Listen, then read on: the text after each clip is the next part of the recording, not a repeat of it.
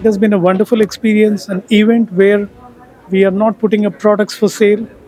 We are not talking about our company. We are only talking to our customers, understanding their stories. Vishwanath Jalnapurkar, director of SOM Autotech, was felicitated as Manufacturing Maestro by Manoj Sundaram and Prasad Kokil.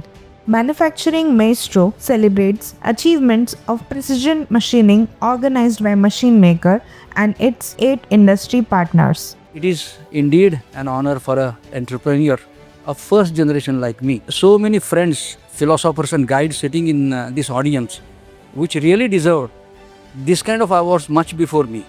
But thanks, you have chosen me as a awardee. The CT people knows everyone here, and there is a very cohesive work environment over here. Nobody compete with each other, but everybody collaborates with each other. Manufacturing Maestros need to be celebrated. They do a job which is wonderful to put India on the world map, and we as partners will support them to go a long way. Thank you, Machine Maker. Let's wish Manufacturing Maestros the tribe grows in India.